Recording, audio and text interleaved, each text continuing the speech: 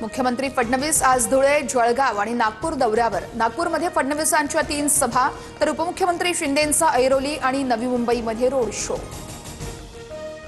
रवींद्र चव्हाण आज भाजप कार्यकर्त्यांसोबत संवाद साधणार। राज्यातील नाराज कार्यकर्त्यांची चव्हाण समजूत काढणार। छत्रपती संभाजीनगर, जालना, परभणी आणि नांदेडमध्ये आज रवींद्र चव्हाणांचा मेळावा। संग्राम जगतापांचे पीए आणि बॉडीगार्डचा उमेदवारावर दबाव। रिव्हॉल्व्हर असलेला बॉडीगार्ड उमेदवाराच्या घराबाहेर, सुषमा अंधारेंचा गंभीर आरोप। ठाण्यामध्ये अपक्ष उमेदवार आणि भाजपच्या विक्रम चव्हाणांवर अर्ज मागे घेण्यासाठी दबाव टाकल्याचा आरोप। सूचकाला खोटा अर्ज करून अर्ज मागे घेण्यास भाग पाडल्याचा विक्रम चव्हाण यांचा दावा। बिनविरोध वॉर्डमध्ये निवडणूक नाहीच, एकच उमेदवार असल्यास नोटाची तरतूद नाही। नोटा हा उमेदवार नसून उमेदवारांना नाकारण्याचा पर्याय। राज्य निवडणूक आयोगातील सूत्रांची माहिती।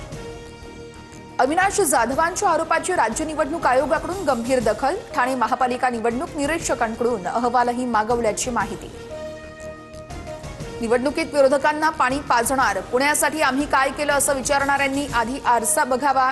मुख्यमंत्री फडणवीसांचा नाव न घेता अजित पवारांवर निशाणा। 2001 ते 2014 पर्यंत पुण्याचे पालकमंत्री होता, शहरासाठी काय केलं? सत्ता असताना तुमच्याकडे दूरदृष्टी नव्हती का? चंद्रकांत पाटलांसह मुरलीधर मोहोळ यांचं अजित पवारांवर टीकास्त्र। महायुती धर्म केवळ भाजपनेच पाळावा असं नाहीये, रवींद्र चव्हाणांचा अजित पवारांवर निशाणा। तर युती सर्वांनीच पाळली पाहिजे, युती धर्म सर्वांनीच पाळला पाहिजे, आम्ही देखील पाळत आहोत, अजितदादांचं प्रत्युत्तर। मुख्यमंत्री फडणवीसांची 8 जानेवारीला नागपूरमध्ये मुलाखत होणार। नागपूर पालिका निवडणुकीतील उमेदवारांच्या प्रचारासाठी भाजपकडून मुलाखतीचं नियोजन। ठाकरे बंधूंच्या शाखा भेटीनंतर अमित ठाकरेंच्या मुलुंड, भांडूप, विक्रोळीतील शाखांना भेटी। अमित ठाकरेंकडून कार्यकर्त्यांना पुढचे 10 दिवस सतर्क राहण्याचा सल्ला। दुबार मतदारांवर लक्ष ठेवण्याचेही आदेश। लातूरमधून विलासरावांच्या आठवणी पुसल्या जातील यात शंका नाही। कार्यकर्ता मेळाव्यातून रवींद्र चव्हाणांचं वक्तव्य तर अमित देशमुखांकडून चव्हाणांच्या वक्तव्याचा निषेध। मुंबई महापालिका निवडणुकीच्या तोंडावर मनसेला मोठा धक्का। मनसेचे माजी नगरसेवक संतोष धुरी भाजपात जाणार। आज पक्षप्रवेश होणार असल्याची सूत्रांची माहिती। पुण्याचे माजी खासदार सुरेश कलमाडी यांचं निधन। वयाच्या 82व्या वर्षी घेतला अखेरचा श्वास। आज संध्याकाळी कलमाडी यांच्यावरती अंत्यसंस्कार केले जाणार।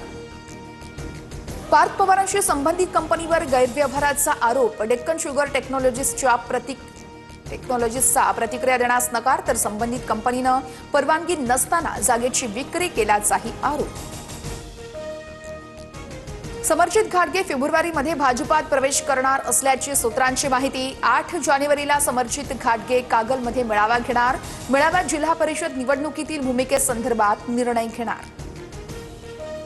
अंगारकी चतुर्थीनिमित्त राज्यभरात बाप्पाचं दर्शन घेण्यासाठी मंदिरामध्ये मोठी गर्दी। हजारो भाविक पहाटेपासून दर्शन रांगेत उभे।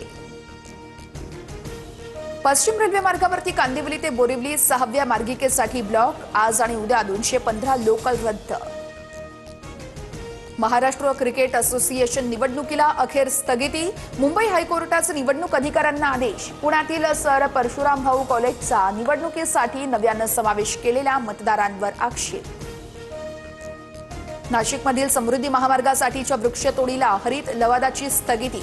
कायदेशीर परवानगी मिळाल्याशिवाय एकही झाड तोडू नये, हरित लवादाचे आदेश।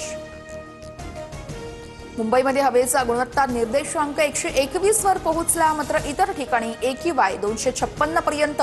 मुंबईत हवा प्रदूषणाला कारणीभूत ठरणाऱ्या 557 बांधकामांना कारणे दाखवा नोटीस। आतापर्यंत 233 ठिकाणी बांधकाम थांबवण्याचे निर्देश। पुण्याच्या शिरूरमधील मांडवणगण, फराटा या परिसरामध्ये बिबट्या जेरबंद। वनविभागाच्या पथकानं बिबट्याला माणिकडोह बिबट निवारा केंद्रात हलवलं। बांगलादेश सरकारकडून IPLच्या प्रसारणावरती अनिश्चित काळासाठी बंदी। बांगलादेशचा खेळाडू मुस्तफिजुर रहमानला आगामी IPL हंगामातून रिलीज केल्यामुळे निर्णय।